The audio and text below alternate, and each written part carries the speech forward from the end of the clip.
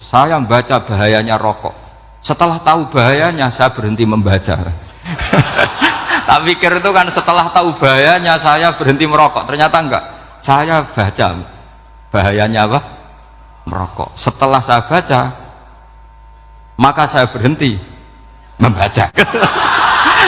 Jadi saya tuh enggak, saya sama orang-orang sepuh itu tidak pernah menang. Lah orang komunis, orang ateis itu orang yang mengatakan alam ini didahului oleh nihilisme, oleh adamiyah. Masuk akal enggak sesuatu yang ada, penciptanya sesuatu yang tidak ada. Sehingga orang anak-anak Uni Soviet itu enggak pernah kepikiran membenarkan ateis, itu enggak pernah.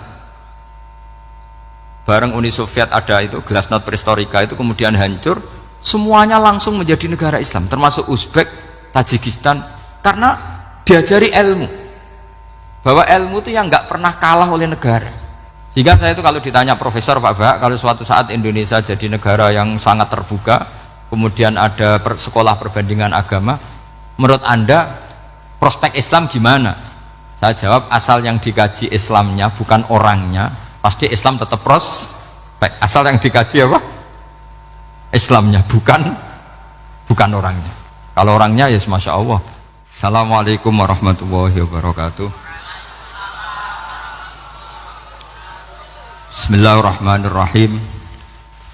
Tabarakalladzi nazzalal furqana ala 'abdihi liyakuna lil 'alamin nadhira. Allahumma shalli wa sallim ala sayyidina Maulana Muhammadin wa ala alihi wa sahbihi asma'in, nama ba'du. Yang sangat kula hormati keluarga besar Raden Asnawi sedanten mawon, mulai Gus Hafid bin Ni'am bin Zuhri bin Raden Asnawi sedanten keluarga santri niki kudanan nggih niati dudusan nonton mawon. Terus riyen wonten cerita udan niku rahmat. Jadi nak sampean melayu saking udan berarti melayu saking napa? Rahmat. Terus niki terus cara berpikir niku udan niku rahmat, terus termasuk tobat sing sah niku dawuh Imam Ghazali, kon adus nganggo banyu udan sing ceblok langsung, mergo nak liwat kenteng kadang kentenge iku hasil sumbangan proposal. Terus mpun sing langsung mawon, sing liwat plastik mpun mboten mandi niku. Mboten mandi niku sing niku mau sama niku.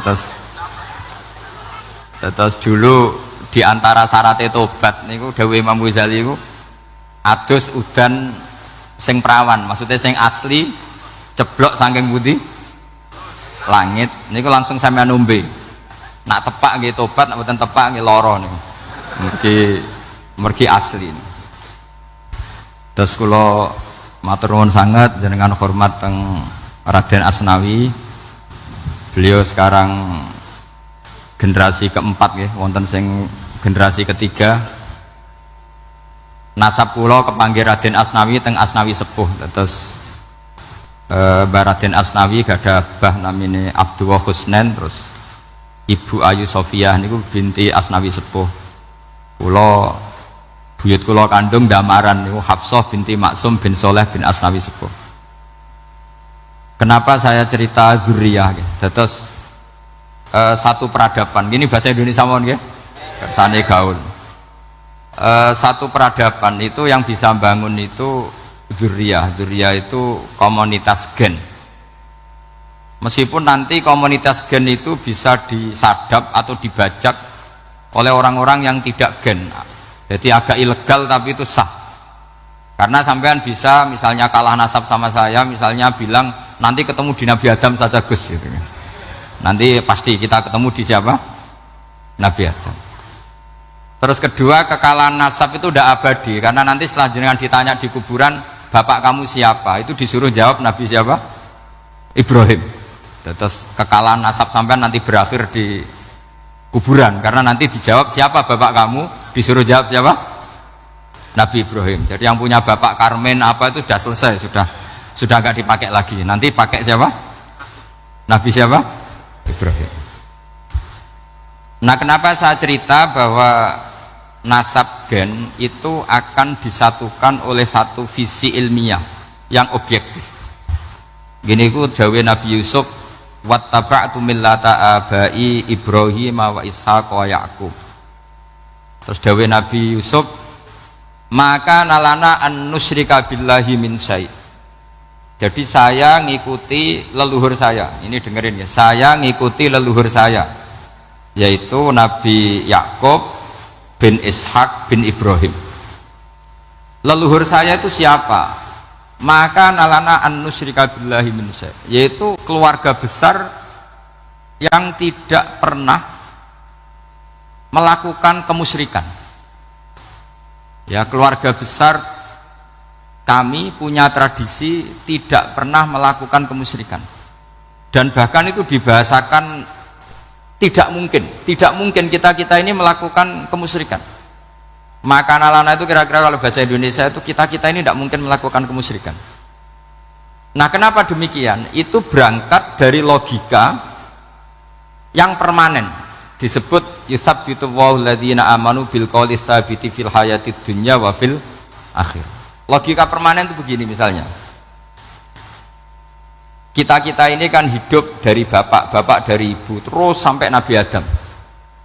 Kemudian setelah Nabi Adam ini berakhir, kemudian kita mau tidak mau berpikir Nabi Adam itu siapa? Terus diterangkan ternyata Nabi Adam itu satu makhluk hidup yang mulanya dari tanah, lewat wahyu Allah, lewat titah Allah kun, kemudian jadi manusia yang bernama Adam. Sebelum Adam ada bumi, ada langit, ada cakrawala, macam-macam. Kemudian itu kita rumuskan lagi, asal usulnya adalah tidak ada, adamiyun makhdun. Akhirnya kita tahu bahwa alam raya ini diwujudkan setelah dari tidak ada. Nah, tentu terus kita berpikir dari tidak ada menjadi ada itu pasti penyebabnya adalah sesuatu yang ada. Nah, yang ada itu disebut wajibil wujud. Karena wajibil wujud ini wujud sendiri, nggak ada saingannya, karena Allahu wala syai'amahu, Allah ada dan tidak ada pesaingnya. Maka kita ini berpikir nggak mungkin ada kekuatan manapun yang menyamai Allah, sehingga nggak ada Yesus mungkin menyamai Allah, nggak ada Fir'aun, nggak ada Lata, nggak ada Uzza. Makanya disebut maka nalana an nusyrika billahi min syai'. Kita ini tidak mungkin melakukan kemusyrikan. Sama tidak usah tanya saya, Gus, tapi orang menjadi musyrik itu kan mungkin. Jawabannya itu tetap gak mungkin. Kemusyrikan itu satu teori yang gak mungkin. Tapi kalau orang musyrik itu mungkin. Memang akan dilibat. Tapi karena kita kenal Raden Asnawi itu dari sisi ilmiah, saya punya banyak kitab beliau. Mungkin saya termasuk pernah dulu yang membawa kitab beliau banyak ke Korea. Saya itu beli pesolatan tuh bukan 1 2 sampai 2 kerdus 3 kerdus. Itu mulai saya ngiai sampai sekarang. Tak bawa ke Sragen, ke Solo Tigo, termasuk tak bawa ke Korea. Jadi mungkin ya ini GR saya ngaji di sini itu barokahnya jualan pesolatan. Tapi bukan jualan yang cari laba enggak, karena tak gratiskan, tapi itu dagang akhirat lah kira-kira gitu. Jadi kalau saya masuk neraka kita era pantas, bakul pesolatan kok masuk neraka gitu, kayak itu gak pantas itu. Karena saya termasuk orang ya yang cara berpikir itu optimis. Dulu di sini ada orang alim alama namanya Raden Asnawi. Terus kemudian sejarah agak berpolemik, ada yang mengatakan beliau itu muridnya Syekh Nawawi, ada yang mengatakan tidak. Apapun itu yang saya yakini adalah beliau ya saling istifadah lah, saling bermanfaat bagi Syekh Nawawi Banten. Saya punya catatan sejarah banyak tentang Raden Asnawi karena guru-guru kita itu akan ketemu di Syekh Nawawi Banten. Yaitu kita tahu misalnya saya ngaji Mbah Mun ngaji Mbah Zubair misalnya ngaji Syekh Fakih Mas Kumambang, ngaji Mbah Mahfud, terus ngaji Sayyid Abi Bakar Sato, terus ngaji Sayyid Zaini Dahlan. Kalau keluarga sini mungkin misalnya Gus Hafid, Mbah Niam, Mbah Zuhri, terus Raden Asnawi. Raden Asnawi kita tahu nikah dari istri mudanya Syekh Nawawi, yaitu Nyai Hamdanah. Saya sering diceritani Mbah Mun, terus Nyai Hamdana punya anak yang namanya Zuhriyah dari Syekh Nawawi. Kemudian setelah dinikahi Raden Asnawi punya anak namanya Zuhri, Minan, Ni'am, terus sampai ke Gus Hafid itu, Hafid bin Ni'am. Kenapa saya cerita ini? Karena kealiman itu adalah sesuatu yang dibanggakan Allah. Imam Amudi itu ulama ahli matematika. Jadi ada ulama itu ahli matematika. Dia nggak pernah ngajarkan pesolatan, zakat, sholat, tapi dia ngajar matematika. Kemudian dari matematika itu beliau menjadi ahli tauhid. Sehingga nanti Mungkar Nakir itu nggak akan tanya dia marrobuka wa manabuka, karena dia punya rencana. Yang ngajar tauhid itu saya, kata. Jadi kalau dia malaikat nakir, marrobuka, pangeran kamu itu siapa? Malaikat malah dilawan. Kamu pernah ngajar tauhid? Saya ini guru tauhid. Singkat cerita, saking keramatnya Imam Amudi, kata Allah, ya Amudi, presentasikan ilmu tauhid yang lewat jalur matematika ke semua malaikat saya. Semua malaikat saya tahu cara berpikir matematis. Karena malaikat itu imannya itu iman mauhibah, karena dia malaikat, ya iman karena tahu neraka, tahu surga, terus dia iman. Kalau kita enggak, kita iman tuh pakai logika, jadi lebih keren. Loh betul. Malaikat itu ketika bangga, ya Allah, apa ada orang yang imannya di atas kita? Jawabnya Allah ada. Siapa? Ya orang-orang kudus, kata Allah. Kira-kira gitu. Kenapa? Ya betul. Karena kamu iman saya itu wajar, kamu tahu saya, tapi mereka nggak tahu saya tapi iman. Kenapa bisa iman ya Allah? Karena mereka punya logika, punya akal. Akhirnya Imam Amudi disuruh sama Allah, presentasikan logika tauhid kamu lewat jalur matematika. Malaikat disuruh dengerin semua, isma'u ya malaikati, ini mimpinya wali. Terus Imam Amudi mulai mengajarkan nisbatul isnaini ilal wahid wa nisbatus salasa wal arba'ah ila ma nihayatalah, niku binisbatin wahidah, yaitu far'un minal asli wa huwa al wahid. Bo angka sebanyak apapun 2, 3, 4 sampai 1 miliar itu nisbatnya ke angka 1 adalah nisbatul far'i ilal asli, semuanya berasal dari 1. Maka hadhil awalim atau hadal alam ila ma la nihayatalahu, tetap semuanya ini cabang dari 1, yaitu wujud dari 1, yaitu Allah Subhanahu wa ta'ala. Sehingga semenjak itu ditiru sekian ulama. Akhirnya malaikatnya mantuk karena kepastian kalau Allah 1 yang diyakini malaikat itu sepasti logika yang dibangun orang-orang manusia ini, padahal tidak ngerti Allah Subhanahu wa ta'ala karena pakai akal. Sehingga di pondok itu orang harus ngerti mantek. Orang mantek itu ilmu yang jelimet tapi menyenangkan. Biasanya sing sinau ambek rokokan, sawangannya kayak filosof. Jadi paling gak agak paham dia alasan.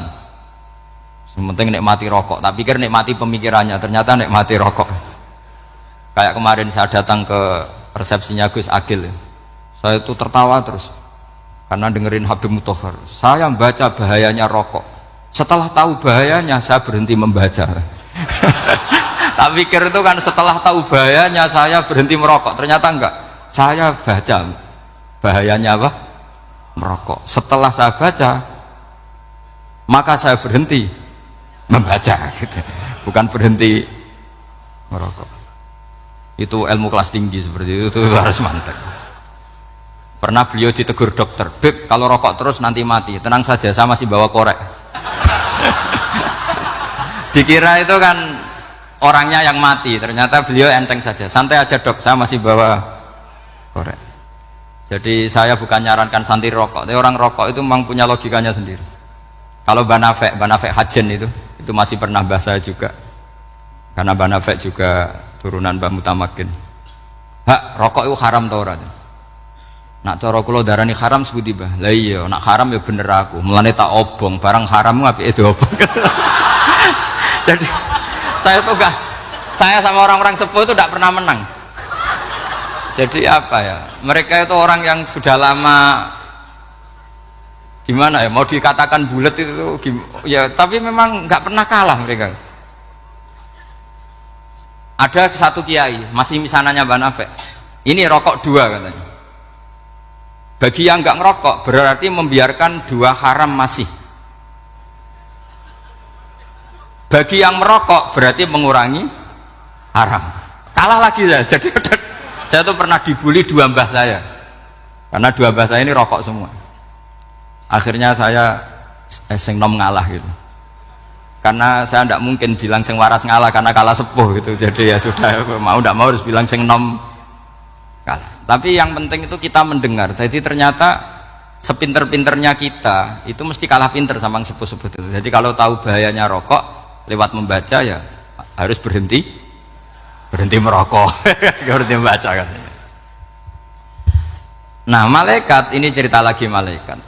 Saya memang dari awal niat hormat Raden Asnawi karena buyut-buyut beliau itu ketemu di buyut saya. Saya ini turunan Mbak Asnawi sepuh. Terus cuma buyut saya itu nikah Lasem, terus saya keceluk cucunya keluarga Lasem. Sebenarnya saya juga cucu Kudus, tapi terus alhamdulillah sekarang kembali karena buyut saya menyuruh saya ngajar di Damaran, terus sampai sekarang saya ngajar di Damaran. Tapi buyut saya itu masih lahir di Damaran, namanya Mbak Hafsah, itu Hamsah binti Maksum bin Soleh bin Asnawi sepuh. Sama seperti nasab di sini Raden Asnawi, Mbak Abdul Husnan, terus Nyai Ayu Sofiyah, terus Mbak Raden Asnawi. Saya mau cerita, jadi ilmu itu lebih keren kita. Sehingga Rasulullah SAW pernah ngendikan, saya ini rindu sekali li ikhwani. Kata Nabi itu ikhwani. Kata sahabat bilang, alasna ikhwanaka ya Rasulullah. Bukankah kita ini saudara kamu, saudara engkau ya Rasulullah? Tidak, antum ashabi, kamu itu sahabat saya. Siapa teman-teman kamu itu ya Rasulullah? Yaitu kaumun yang tidak melihat saya, kemudian iman kepada saya. Jadi mereka seperti kita semua di Kudus ini tidak melihat Rasulullah SAW, tapi iman sama Nabi. Dan ketika malaikat yubahi bikum malaika, Allah bangga dengan malaikatnya, membanggakan kita. Sampai malaikat tuh sentimen, kok bisa ya Allah? Ya karena tadi kamu iman sama saya wajar, karena kamu melihat surga, melihat neraka, melihat aras. Sementara orang Kudus coba ngelihat apa? Paling simpang 5, apa simpang 7 itu. Tapi imannya nggak kalah dengan malaikat. Kenapa nggak kalah? Karena tadi kita diajarkan bahwa nisbatul isnaini wassalasah wal arba'ah ila ma la nihayatalaha itu sama-sama nisbatul far'i ilal asli. Tetap yang asli adalah angka 1. Jadi nggak mungkin aslu hadhil asya nggak dari Allah itu, nggak mungkin. Tetap dari zat yang 1. Kemudian tentu ini bukan nisbatul walad ilal walid, anak ke bapak, tentu enggak. Tapi nisbatul khaliq sama makhluk. Tapi apapun itu pasti 1. Sehingga Imam Amudi akhirnya masuk surga lewat jalur itu, tidak usah lewat pertanyaan man rabbuka wa man nuka. Kelasnya disuruh ngajar malaikat. Saya punya rencana jadi pengajar malaikat nanti itu kan. Jadi orang-orang Kudus yang dapat barokahnya Raden Asnawi nanti jangan mau kalau ditanya man rabbuka wa man nuka. Kelasnya itu harus apa? Jadi gurunya malaikat. Karena bapak kita Nabi Adam itu keren. Nabi Adam itu adalah orang yang disuruh Allah dipresentasikan, dibanggakan Allah di depan para malaikat. Ketika ada malaikat yang agak hasud, tapi itu tidak malaikat papan atas, malaikat yang kebanyakan. Itu kan agak gak terima Nabi Adam jadi apa? Khalifah. Sampai malaikat ini usul ataj'alu fiha mayufsidu fiha wasfikut. Makanya kalau saya protes sama malaikat itu malaikat yang ini, bukan Jibril sama Israel. Kalau protes Israel bahaya. Bisa dihabisin. Saya pernah ditanya seorang kiai, Gus jenengan gojlok malaikat kok berani? Ya karena malaikat yang jenis ini pernah gojlok Nabi siapa? Adam. Nggak percaya kalau Nabi Adam itu layak mimpin, sampai protes ataj'alu fiha may yufsidu fiha wasfikut dima. Tapi apa yang terjadi? Allah mengajarkan satu ilmu di Nabi Adam, kemudian disuruh meresentasikan.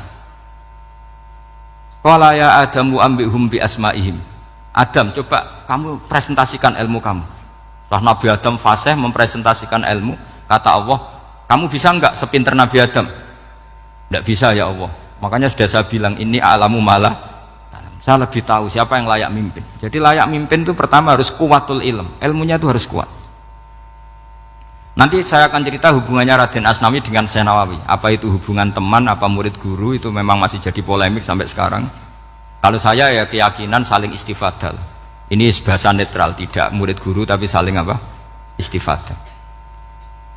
Kata Syekh Nawawi dalam tafsir Munir itu, ilmu itu nomor satu. Sehingga beliau setiap ada ayat fa inna hizballahi humul ghalibun, beliau pasti menafsiri bil hujjah wal barohin la bis saulah. Saya masih ingat betul takbirnya, memang saya hafalkan. Tapi bukan untuk modal pidato, buatan modal sebagai wong alim. Kalau pidato gampang, pidato itu semua orang bisa. Kalau jadi orang alim itu tidak gampang, lebih susah lagi wong alim berpidato. Itu kalau nggak pernah mbah saya tidak mau karena memang saya terkenal nggak suka pidato. Satu memang nggak bisa, nomor dua tidak ingin, nomor tiga ya rugi, karena pidato itu nasib-nasiban itu. Kalau nasib baik kamu tidak paham itu, wah Gus Ba ilmunya tinggi sehingga kita tidak paham itu kalau nasib baik. Kalau nasibnya tidak baik, nak ngendikan bulat sama no. Itu tepat-tepatan. Dan Syekh Nawawi itu benar, Raden Asnawi juga benar, semua guru-guru kita benar. Karena agama ini sebetulnya bukan masalah negara, tapi masalah logika yang sehat. Uni Soviet itu pernah mengkooptasi Uzbek, Ceknya, Tajikistan. Itu 100 tahun. Orang dipaksa ateis. Tapi orang-orang Uzbek, saya sering ketemu lama Uzbek, kadang ketemu di Korea, kadang di Malaysia. Orang-orang Uzbek itu punya basement di bawah tanah. Kemudian di bawah tanah ini mereka ngajarkan tauhid. Ngajarkannya ya gampang. Misalnya ini sesuatu yang ada, ya ini. Ini ada penciptanya enggak? Ya ada. Siapa? Tukang katanya. Yang penting itu enggak ada logika bahwa sesuatu yang ada disebabkan oleh ketiadaan. Lah orang komunis, orang ateis itu orang yang mengatakan alam ini didahului oleh nihilisme, oleh adamiyah. Masuk akal enggak sesuatu yang ada, penciptanya sesuatu yang tidak ada. Sehingga orang anak-anak Uni Soviet itu enggak pernah kepikiran membenarkan ateis, itu enggak pernah. Bareng Uni Soviet ada itu glasnost perestroika itu kemudian hancur, semuanya langsung menjadi negara Islam, termasuk Uzbek, Tajikistan, karena diajari ilmu, bahwa ilmu itu yang nggak pernah kalah oleh negara. Sehingga saking pedenya Rasulullah SAW ketika Sulhul Hudaybiyah, ini agak jelimet tapi gampang dicerna. Sulhul Hudaybiyah itu satu perjanjian yang semuanya merugikan Rasulullah. Yaitu kalau orang kafir masuk Islam disuruh mengembalikan ke kafir, karena kafir itu bagi mereka habitat, Islam itu hal yang baru. Tapi kalau orang Islam menjadi kafir nggak boleh kembali Islam, berarti kembali ke habitat. Semua perjanjian itu merugikan.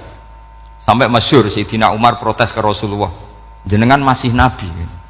Itu kan ekstrim tanya, jenengan sampai sekarang masih nabi? Ya, saya masih nabi. Kenapa tanya demikian? Karena semua perjanjian merugikan Islam, menguntungkan orang apakah? Kafir. Semua sahabat sebetulnya persis Sayyidina Umar protes, kecuali Abu Bakar.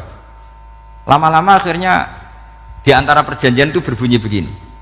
Tapi saya minta satu hal, orang boleh mendiskusikan Islam tanpa tekanan. Itu saja permintaan Nabi.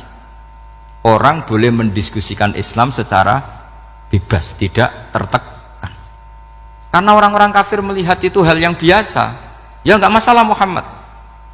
Akhirnya orang diskusi, Islam itu apa sih? Islam itu orang yang menuhankan Allah. Allah itu siapa? Zat yang menciptakan langit dan bumi. Lama-lama orang kafir berpikir, wah keren, Tuhannya Muhammad bisa bikin langit dan bumi. Nggak kayak Tuhan kita, malah kita yang bikin. Jadi mulai debat itu terus ada yang cerita lagi. Saya pernah loh nyembah Lata, pas itu dikencingi luwak. Masa ailahun yabulu ali sa'laban, masa Tuhan kok dikencingi luwak? Terus yang agak-agak ahli kitab ya diskusi lagi. Wah kayaknya Yesus tidak Tuhan lah. Masa Tuhan kok kelaparan, lemes, wah repot nanti. Jadi makanya Allah ketika ngojlok wa ummuhu siddiqah kana yakulani ta'am. Mal masihu ibnu Maryam illa rasul qad khalas min qablihir Rasul wa ummuhu siddiqah kana yakulanit. Coba paradok enggak, misalnya kamu didolani Nabi Isa terus ketok lemes, kenapa Tuhan? Saya agak sakit, keroi dulu, kan enggak kebayang itu. Punya Tuhan yang sakit setelah makan sehat, terus kan enggak kebayang seperti itu. Ketika Nabi punya konsep Tuhan, Tuhannya Muhammad itu siapa? Yaitu zat yang la awalalah, zat yang pertama. Lalu Tuhan itu siapa? Tuhan itu yang menciptakan langit bumi. Tuhan itu siapa? Yang memulai segalanya. Lama-lama mereka berpikir, wah kalau gitu yang benar itu Islam. Maka kata Imam Zuhri, Syihabuddin Az-Zuhri, famaka nafathun fil islami a'zoma min sulhil hudaybiyah, innamaka nasu yatafadhuruna fil hadis wal munaza'ah. Semua teks riwayat itu ada kata wal munaza'ah, orang bebas ngomong dan berdebat. Munaza'ah itu berdebat. Terus akhirnya falam yatakallam ahadun bil islami yaqilu syai'an illa dakhala fihi. Kemudian setelah berdebat dan mereka tahu Islam, pasti akhirnya masuk Islam. Dan itu yang sekarang terjadi di dunia. Makanya saya pernah ditanya seorang profesor, Gus, kalau di Jogja ada sekolah perbandingan agama, menurut Anda gimana? Asal itu tentang agama, tidak apa-apa. Tapi kalau yang dibandingkan umat Islam itu jangan. Karena nanti kalau di Indonesia kira-kira yang copet itu ditanya agamanya juga Islam, yang koruptor juga Islam. Jadi kalau yang dikaji Islamnya nggak apa-apa, tapi orangnya jangan, kata saya. Karena yang bulat ya banyak, yang nggak sholat ya banyak. Tapi kalau Islamnya saja, misalnya adu konsep tentang Tuhan, masyhur kita mungkin banyak yang melihat itu debatnya Stanley Fischer sama Ahmad Didat itu. Tuhan kamu siapa ini itu sama Didat cerita Tuhan saya itu lam yalid walam yulad walam yakul lahu kufuwan. Itu spontan ada seorang mahasiswi bilang, sepertinya Tuhan Anda lebih menarik karena Tuhan Anda yang menciptakan langit bumi, yang Tuhan ini kok lahirnya sudah di bumi, masa lahir-lahir langsung jadi Tuhan. Jadi akhirnya falam yatakallam ahadun bil islami yaqilu syai'an illa dakhala fihi. Sehingga agama ini apa? Agama itu adalah kalimat tauhid. Kalimat itu apa? Logika yang terbangun. Nah, ketika logika itu terbangun, maka disebut yusabbitu Allahu alladzina amanu bil qaulis tsabit fil hayatid dunya wa fil akhirah. Allah itu akan menetapkan satu kaul, satu presentasi ilmiah atau satu kesimpulan ilmiah, yang kesimpulan itu nyata benarnya, dan ini akan nyata terus baik di kehidupan dunia maupun kehidupan apa?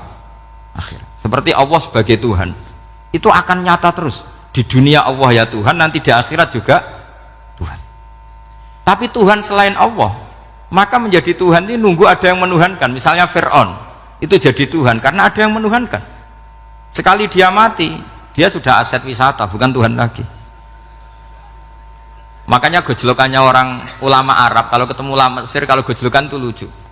Orang Arab, ada Abu Jahal, Abu Lahab, penggaweane ngusir Nabi gitu. Itu gejolokannya ulama Mesir. Kata ulama Arab, kamu gayanya benci Fir'aun, tapi rizki kamu dari wisata melihat Fir'aun, katanya.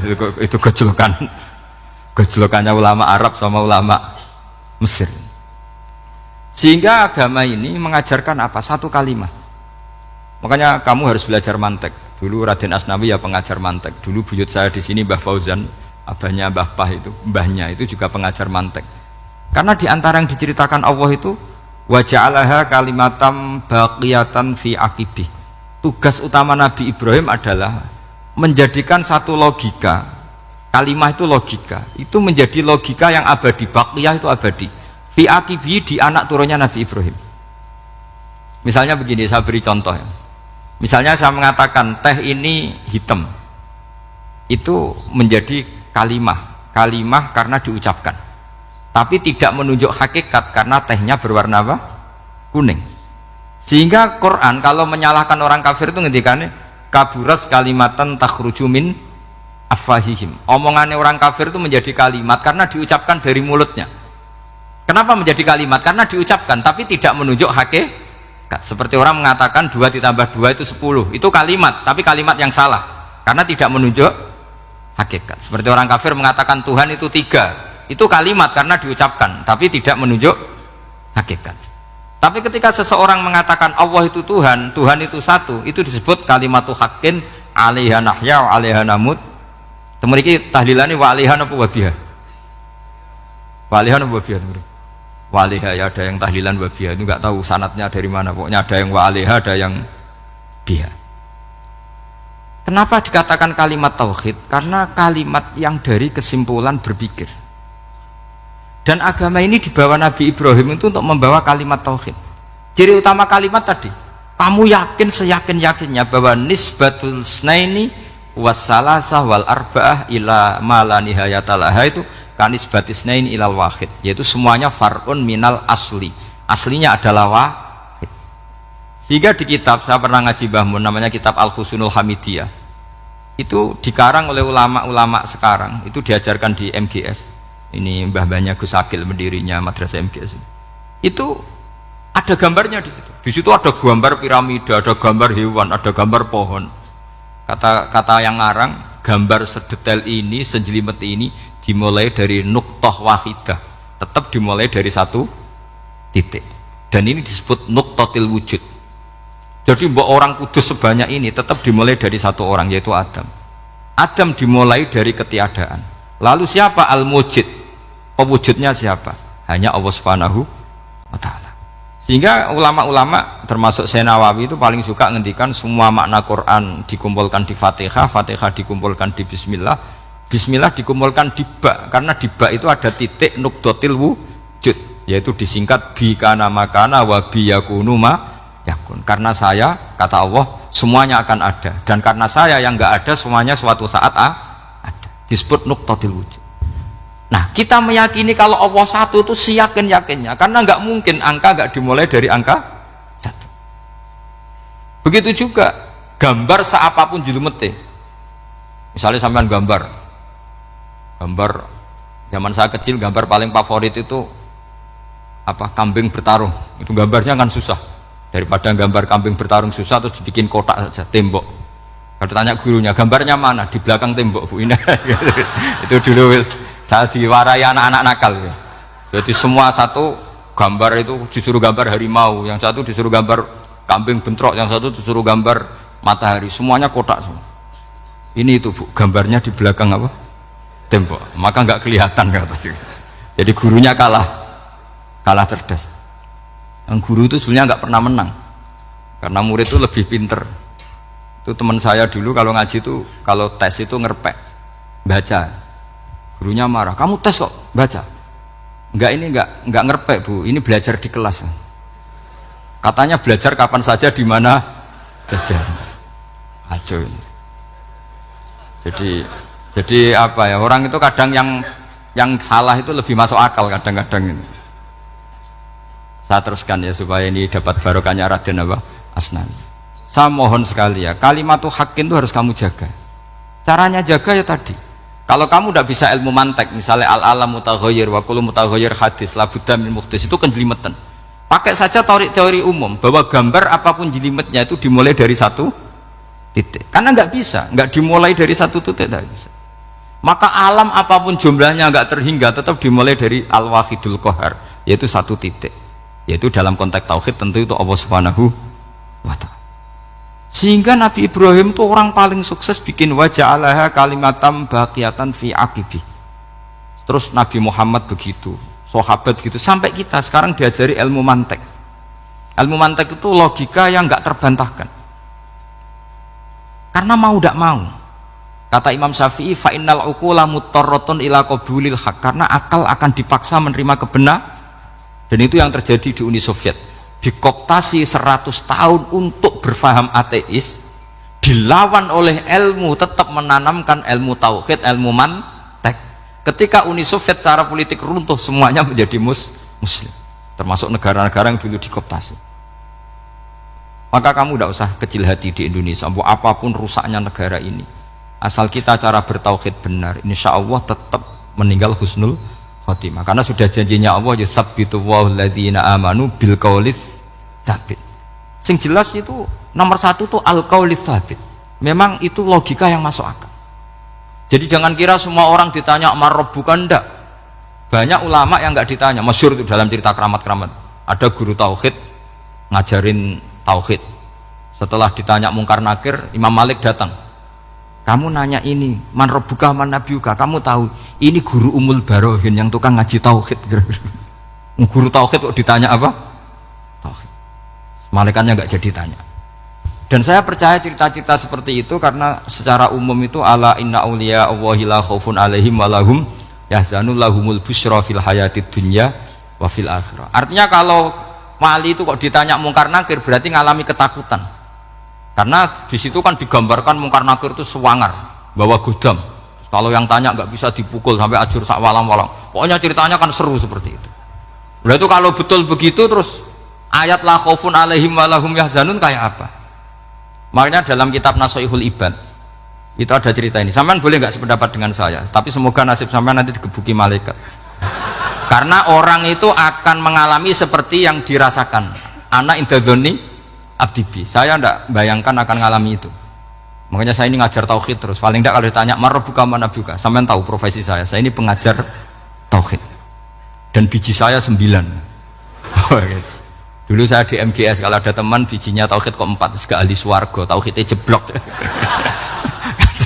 Jadi kalau bijinya 4 segala ahli swarga, tauhidnya apa? Jeblok. Tapi yang bijinya 9, ahli swarga, tauhidnya itu saya dulu bijinya 9. Terus 9 terus sampai tamat. Karena nggak ada biji 10. Karena kalau 10 itu kan terlalu sempurna, nggak baik lah manusia kok sempurna gitu. Jadi sudah 9 aja kan gitu. Tapi sebetulnya pantasnya ya dapat 10. Mergo saake, mergo tenan tidak tahu saya. Di Nashihul Ibad itu ada cerita gini dan saya percaya itu. Di sarahnya itu. Juga di sarah apa itu yang disarahi Senawawi itu. Pokoknya saya kalau ingat Raden Asnawi pasti ingat Senawawi. Saya tidak memastikan apa murid guru apa saling istifadah, yang jelas itu teman dekat, teman fil ilm. Sayyidina Ali itu pernah minta kasyaf sama Allah. Saya percaya tidak semua orang alami marabbuka ditanya itu.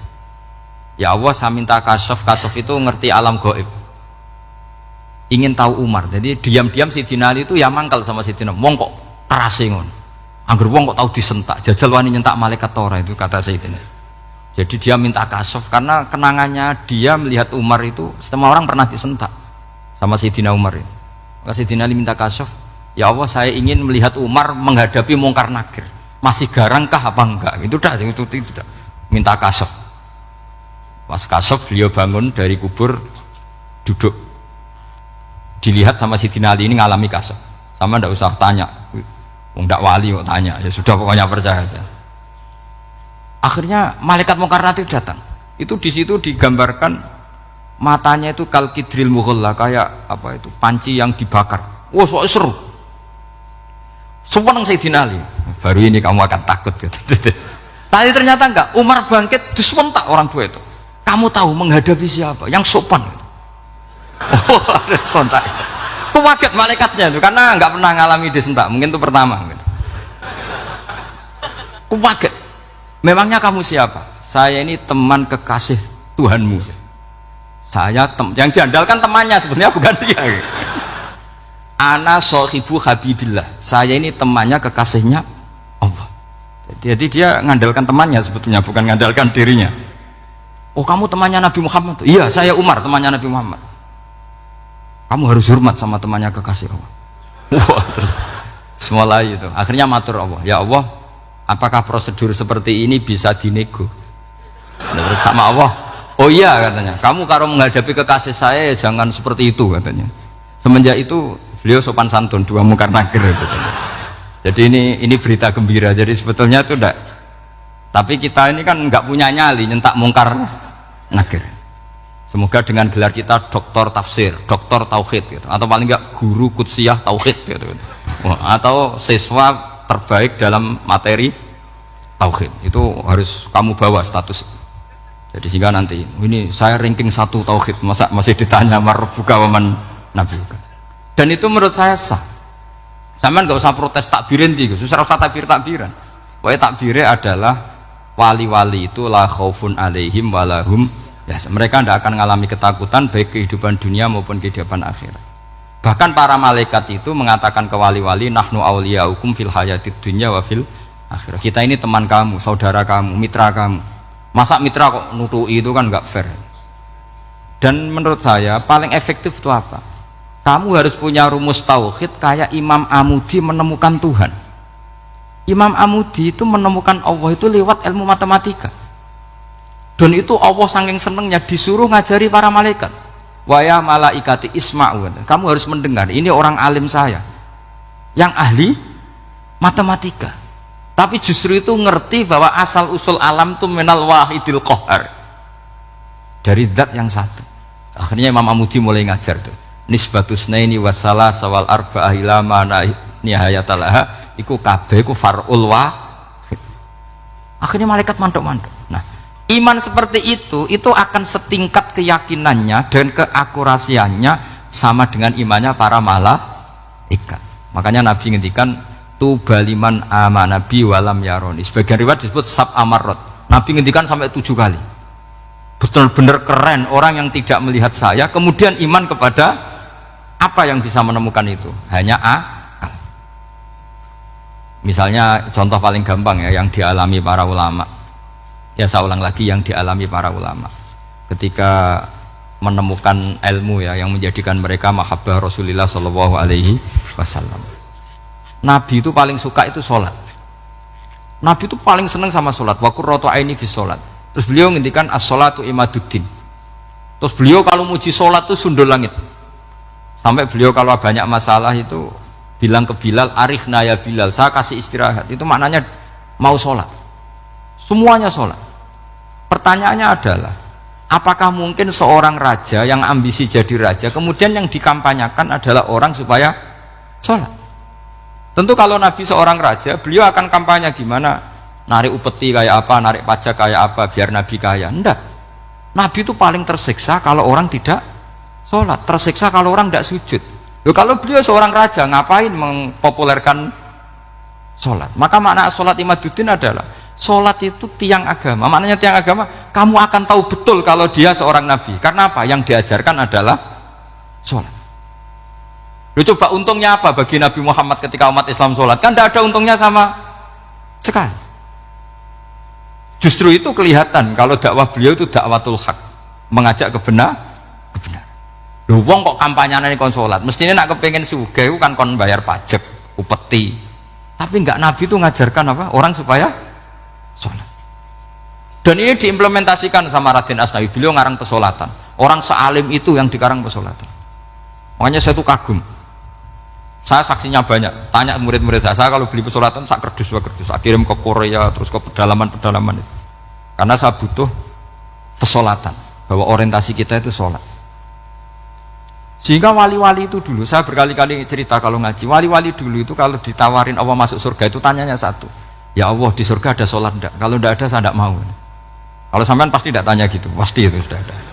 Sampean malah gini, enak mlebu swarga ora usah sholat, mesti gitu. Sudah, jadi sudah lama sekali nganggap sholat itu problem.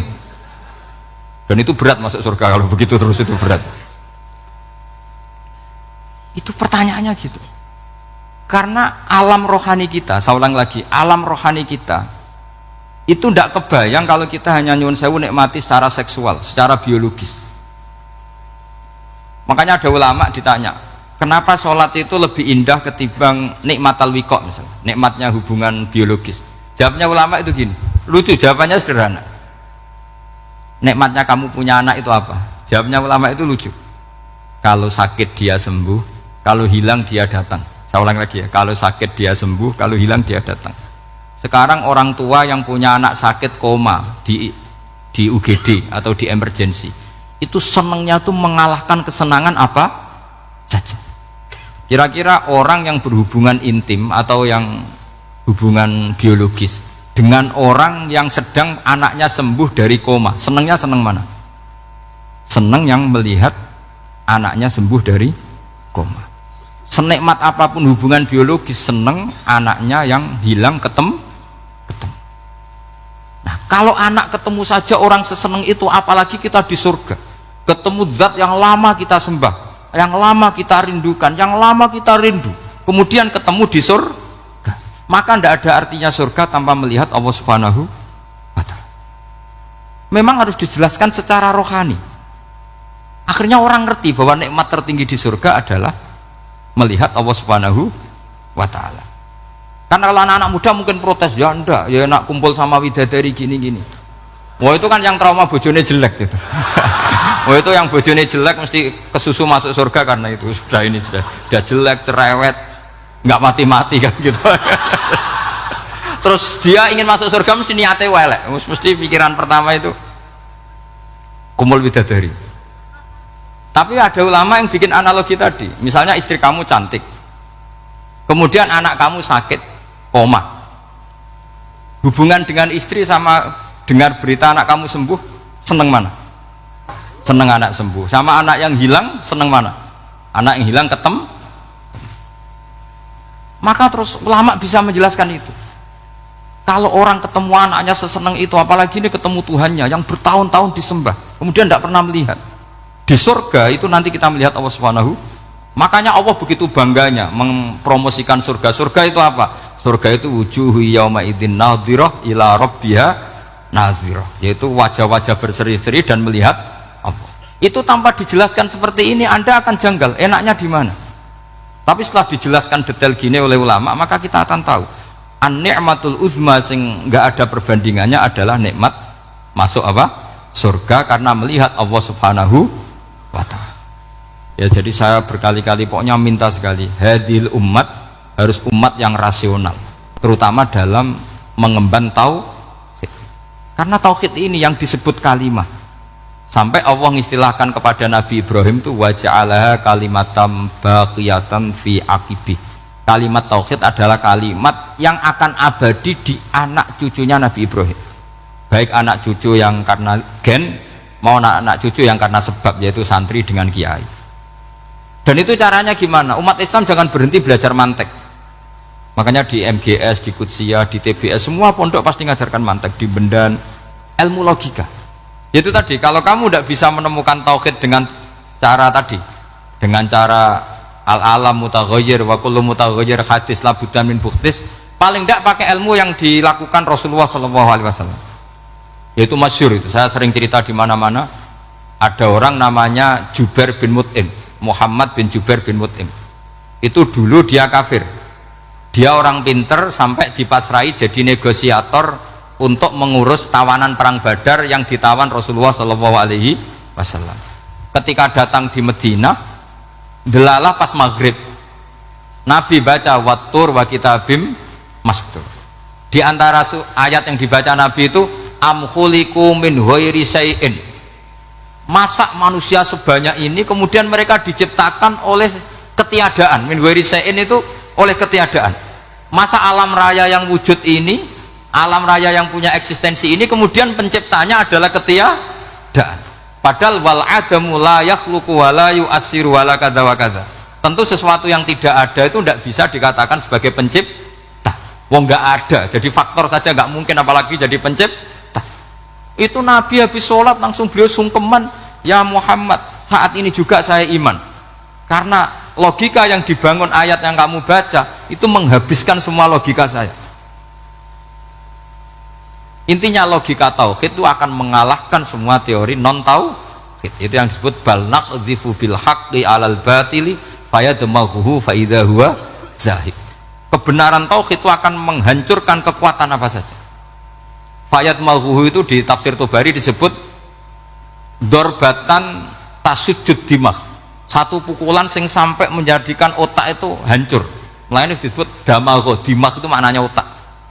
Maka kamu tidak usah khawatir kalau Islam didiskusikan di Uni Soviet, didiskusikan di Kanada, didiskusikan di Korea, pasti kalimatul tauhid akan mengalahkan kalimatul batil. Pasti ja'al haqqu wa zahaqal batil, innal batila kana zahuq. Tapi syaratnya kita harus kuat. Makanya saya ini senang sekali yang namanya ngaji itu, saya senang. Karena saya tadi bercita-cita ingin jadi dosen setelah mati. Karena di dunia sudah tidak jadi apa? Dosen. Saya ingin seperti Imam Amudi. Pertama ketemu Allah, beliau disuruh ngajar malaikat tentang ilmu apa? Matematika yang mengarah ke tauhid. Jadi diajarkan, kamu tahu angka 2, angka 3, angka 4 semuanya bersumber dari angka 1. Berarti semuanya berawal dari 1. Nggak tahu setelah itu malaikatnya dites lagi apa enggak tahu. Pokoknya pas itu malaikat ya paham semua. Oke. Kayak apa hebatnya umat Rasulullah Shallallahu Alaihi Wasallam? Karena akalnya kuat. Sehingga kita harus kuat. Sehingga kalimat yang benar disebut kalimatul haqqin alaiha nahya wa alaiha. Nah, kalimat yang salah disebut kaburat kalimatan takhruju min afwahim. Kalimat menjadi kalimat karena diucapkan, tapi tidak menunjuk hakikat. Kayak ini misalnya, ini tutup, ini putih, terus saya katakan hitam, berarti saya mengatakan ini hitam sebagai kata-kata karena diucapkan, tapi tidak pernah menjadi hakikat karena hakikatnya ini putih. Itu hebatnya Quran. Makanya Quran kalau gue jelek orang kafir itu gue jelek orang kafir itu disebut apa? Kaburat kalimatan takhruju min afwahihim. Tapi untuk kalimat tauhid dikatakan apa? Yusabbitu wal ladzina amanu bil qauli tsabit fil hayatid dunya wa fil akhirah. Sebagian disebutkan wa ja'alaha kalimatam baqiyah. Kenapa kalimat tauhid itu kalimat yang abadi? Karena Allah sebagai Tuhan di dunia juga sebagai Tuhan di akhirat, dan selalu Tuhan pada masa yang tidak terbatas. Itu disebut wa ja'alaha kalimatam baqiyah. Kemudian umatnya Nabi mengganti kalimat yang gampang. Allah punya sifat baqo, punya sifat akhir. Maksudnya akhir itu la akhirolah. Terus semuanya yang faham ya alhamdulillah, yang nggak faham dikon ngapal no. Wujud kidam baqo mukhalafatul hawadisi qiyamuhu binafsi wahdaniyat kudrat irodat. Wes paham. Langkok sing rada alim terus roh bedane iki sifat ma'ani iki maknawiyah. Cara Mu'tazilah ngene, cara ahli sunnah ngene. Wah itu sudah kejlimetan bocah. Sementing pokoknya wujud kidam. Nah, kenapa yang pertama yang disebut wujud? Karena yang membedakan kita dengan paham ateisme itu ya sifat wujud. Yaitu mereka mengatakan alam raya ini dimulai dari ketiadaan. Wah itu akal mana saja itu nggak bisa nerima masa ketiadaan menciptakan sesuatu yang ada. Maka kata Ibnu Hajar al-Asqalani ketika mentafsirkan mensarai hadis salasun mangkunna fihi wajata halawatal iman. 3 hal ini kalau kamu faham maka menemukan manisnya iman. Manis itu enak. Terus kata Ibnu Hajar al-Asqalani, saya masih ingat betul dalam sarahnya Fathul Bari, wa yusamma inda ahlil aql, misalnya al-iltizat al-aqli. Agama ini mengajarkan kenyamanan cara berpikir. Coba kalau sampean seorang doktor atau seorang profesor atau seorang pinter, kemudian kamu dipaksa mengimani bahwa alam ini diciptakan oleh ketiadaan, itu bisa tidur gak? Oh tidak bisa tidur. Sampean misalnya orang pinter dididik di kampus atau dididik di pondok, alam ini yang wujud, yang menciptakan itu sesuatu yang tidak wujud, kamu bisa tidur gak kira-kira? Ini guru apa? Ini sarap ini. Mosok hadil maujudat khalaqahal adam, sesuatu yang wujud diciptakan ketiadaan. Tapi agama ini membawa sesuatu yang menyenangkan untuk akal, yaitu hadhil maujudat khalaqaha wajibul wujud. Maujudat yang wujud ini diciptakan super maujud, yaitu oleh bahasa pondok disebut wajibul wujud. Kan terus seneng, wajar dong kalau sesuatu yang ada diciptakan oleh yang ada. Lah tentu ada pencipta, terus ada super, disebut wajibul wujud. Kan terus enak. Nah, itu kata Ibnu Hajar al-Asqalani disebut wajadah halawatal iman. Sehingga kita tidak usah khawatir. Makanya saya itu termasuk orang yang nggak khawatir. Apapun rusaknya dunia ini, kacaunya dunia ini akan kalah dengan kalimatut tauhid. Karena kalimat ini ketemu apa saja pasti menghancurkan. Yaitu disebut bal naqdhifu bil haqqi 'alal batil fayadmaghuhu fa idza huwa zahid. Kalimat hak ini akan menabrak apa saja, dan yang ditabrak pasti hancur.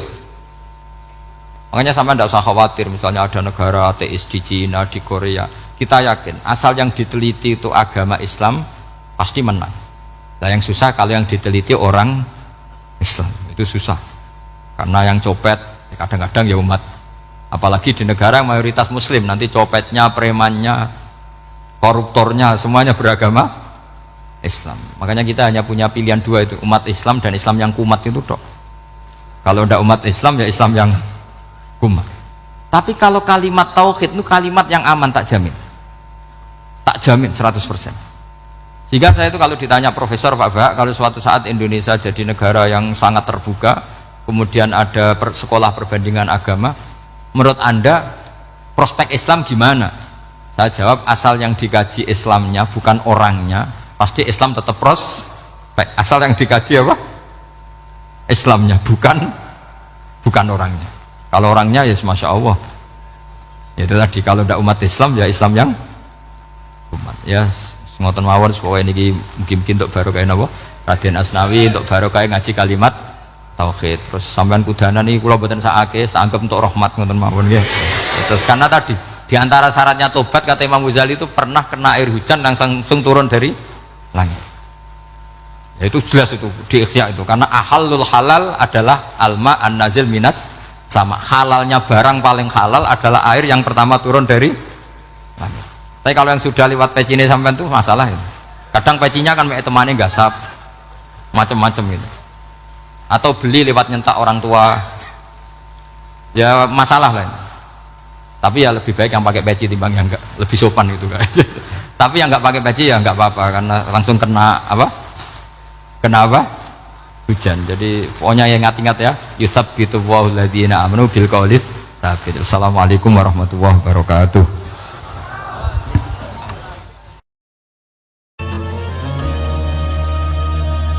Assalamualaikum warahmatullahi wabarakatuh.